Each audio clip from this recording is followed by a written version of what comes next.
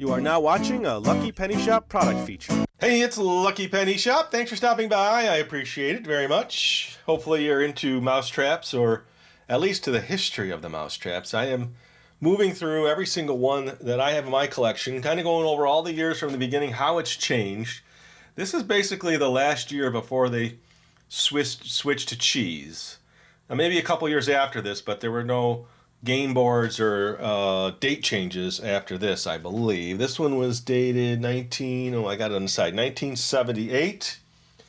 Then there's an 82 version, which I don't have, without cheese, and then 84, which I have off to the side, has the cheese. And that's how the gameplay changed. It's fun to build this comical wonder, but woe to the mouse who gets caught under. Nice little rhyme there. Ideal toys. And then you see my little tag, so I can kind of keep track of the boxes. There's so many of them, and they're all in stacks, different parts of the studio, originally from Toys R Us. And the back of the box has nothing, and they did that a lot with earlier games. There's a full space to advertise, but they did not use it. And I like this one in regards to the coloring. This is when I think the box really was eye-catching. You got the Ideal logo in the left corner in white, and then that reddish color and bluish color stripe going along the top. And then you will see the mousetrap parts have turned to orange and yellow and blue. I think that's what this one has. But they also show this one on the box with a red crank handle. And of course, this guy facing the wrong way. We've learned that earlier on. What I need to do now is get this out of the box, and we will check out all the pieces and set up this version of Mousetrap. Okay, so the only significant change in this version, and you can see it on the artwork here, is there's no more spring for the arm. So they must have realized either the spring was getting lost and something was going on where they said, let's just take out the spring. It'd be great to know who made these decisions for historical reasons. So you see the nice orange and blue. It's a unique orange and blue. Here's what I'm thinking. I'm thinking they made the, let's say, the 78 version, and then, or the 75, whatever version. And then years later they said, all right, let's put out another version. So they had a bunch of these left over. So they just have maybe thousands in inventory that they didn't use, who knows. So they would just piecemeal the parts from box to box to use up inventory. That would be the smart thing to do. That's why you get a lot of variations in colors. See, the picture of the box on this one showed a red crank handle, and this one's got yellow. Let's move this all over. Now, if you're new, this is episode 4, like I said. Ooh, there's the instructions. I even have the year here, see? So the board is dated 6370. So they had a bunch of boards in 1970 they didn't use, so they said, let's put it on the 78 version. So they just grabbed the board. No reason to reprint them. There's the instructions. Now the instructions say 63, 76, 78. So they just used the same instructions. Actually, they didn't use the same instructions. They did alter them. On my little article, you'll see how the instructions changed. All right, let's look at the back of this one. So this is a standard board. Looks to be in great shape. This is not all chewed up. Probably has not been played much. So normally when you play the game, you land on a white square, and that's when you put a piece on. Other versions, it depends on the number of players, they change these squares. That's why I can't wait to get actually past this one, and then you'll be able to see how this game really changed. So you're supposed to follow the instructions and put these on in order. Based on, you land on a spot, that person has to put this particular piece on the game board.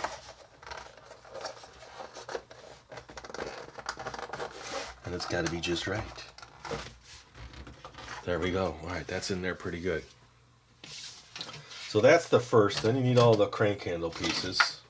So now, if you really want to see me put this together as per the instructions, go to video 1. Because that's where I do that. Oh, I had it right. Okay, and then this is going to go down there.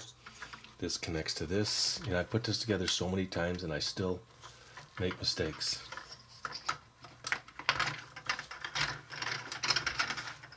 Okay, those are the first steps. I guess I'll just look at it so I don't miss any steps. The crank. So first is the gear support. Then the gear, which is this one. Then the crank handle. Then the bottom gear. Then the stop sign.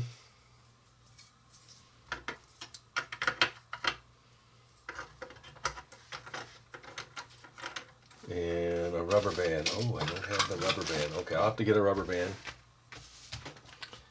Yeah, so the rubber band, the stop sign, the lamppost. That is that. And then that kicks the shoe, the boot. Okay, so the lamppost, the shoe. So you put the lamppost on, then the shoe goes on. Now the stairway.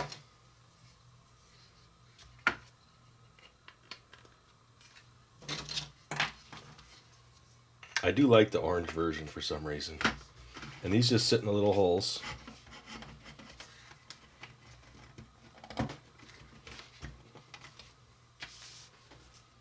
Then the bucket, the yellow bucket.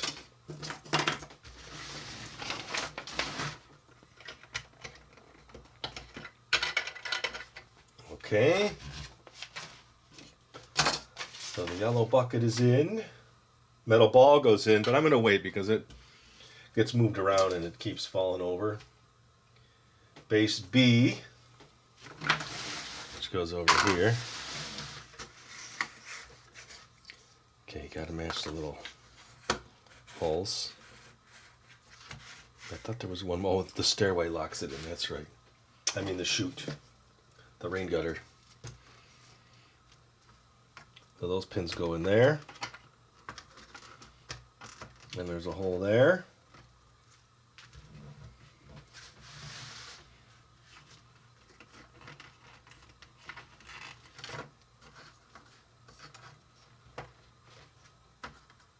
We can test it anyway just to see that it all lined up. Perfect. Okay, rain gutter's in. Then the plumbing, which did change, and I show that in the article, the way it's designed. So I do a side-by-side of the two versions of that. And a lot of why I did this is because, again, I mentioned it. I'll mention it again. I know I've mentioned it a lot. Then you put the helping hand on the pole. That's step 15.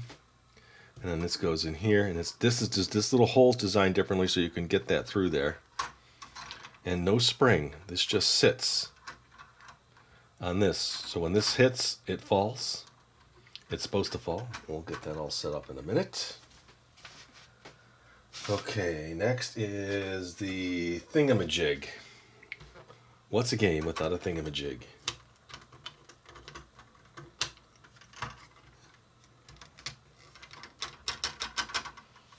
Okay, then the tub. That changed as well. I show pictures of that. And the diving board. Now let's put this in. That sits there. Diving board there. This tub here. This piece here, which has changed through the years. The diver goes backwards, not forwards. Then the basket. So it's a little bit wider there, so it kind of angles that way. So that when it drops, it captures the mouse. And here's our little mice. We're missing one, the yellow, and the dice. Now, I don't think I've taken pictures of the dice, but the size changes, and there's one with a red. They made it red. So I need to get a rubber band. I'm ready to set it up as far as to get everything positioned. We'll test it, because it is a little more finicky, I believe, without the spring. That's why I'm wondering, why did they do that? Why did you take out the spring? Let me grab a rubber band. This is going to sit up here. And we're ready. I'll be right back. Okay, so the rubber band does need to be a specific size. You don't want too much tension on it because then it's hard to turn the crank. Let's just give it a quick test here. I'm almost set up. Let's just see. This didn't lock on. See, I put this on wrong. There we go. Okay, so this is one of the things that... Well, that all worked. I wasn't ready for it. See this boot? This plastic or rubber they used, all misshapen over the years. Now, how would they have known that so many years ago that I would be showing this aspect of the game and the issues with it? And that piece seems to always be bent.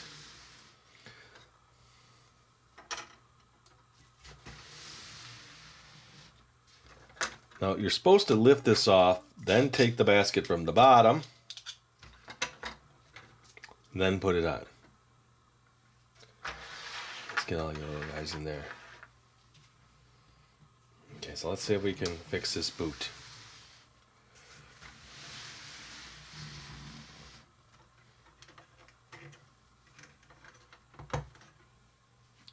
It kind of bends. See, this should be twisted, so sometimes I just kind of do it by hand. That should work now. Let us see. I hope so.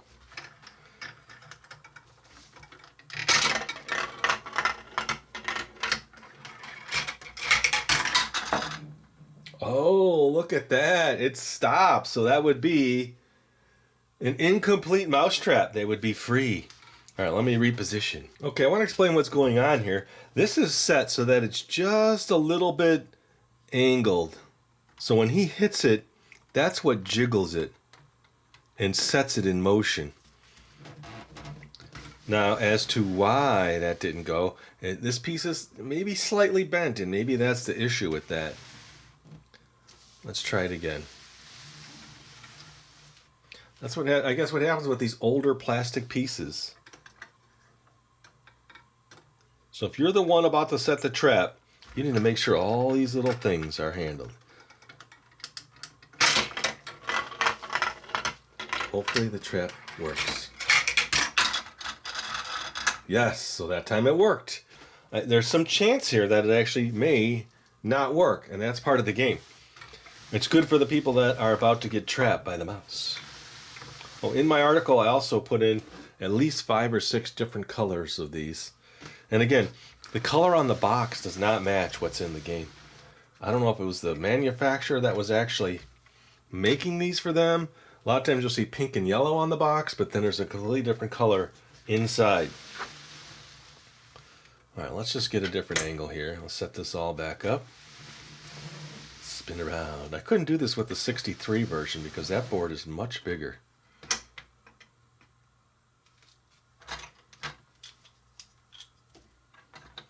So like I said, I think I'm going to bring Butch in for the maybe 1 or 2 with the cheese, and then definitely the ones where it's a completely different gameplay. Because this gameplay has not changed from 63 all the way to this year. Alright, so you roll the die. Someone's in here. Someone lands on turn the crank. They're going to capture that. Let's say these guys are way offline. They're not even in the circle of death. There's other versions too where this is taken out of the game. That's why I can't wait to get to those versions. But I need to just make sure I'm as thorough as possible. Let's go this way now. Let me change the camera. We're ready to go. And I will set the mousetrap. All right, do you think the boot is right? We shall see. It worked.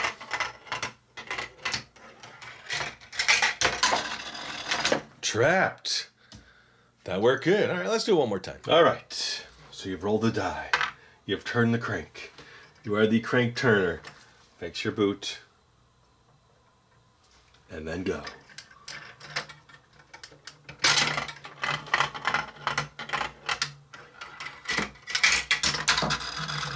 Trapped again. This one's working great. All right, let me do this. I'm going to move this aside and let me bring in the next one where the cheese comes into play, just to give you a look at what's coming up in the next video. All right, I just showed you the mousetrap on the left, ideal. The mousetrap on the right is ideal as well, but the game board changes and the cheese is added to the game. So in that article, I show you how the cheese changes through the year. How's that going to help anybody watching this? Well, maybe you are trying to sell parts to the game and you don't know what year the cheese is. Well, go to that article. It'll kind of give you a breakdown so you understand the differences. I do think the ideal on the right, the coloring is really dark. It's like a black with the red mousetrap word, and then it fades into a deep purple. And that one's got a pink ball on the box. I don't know what's inside that one yet. We will see when I get to that next video. So overall, we're moving right along. We're not even halfway there. We're about a quarter of the way there. I'm excited. Can't wait to get Butch here to play some of these. And as always, thanks for watching. Later. Well, I had it set up off to the side. Let me do it one more time of this version before I have to put it all away.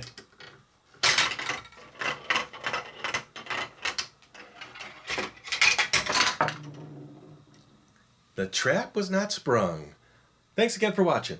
Later. If you're looking for the item you just saw in the video, click here.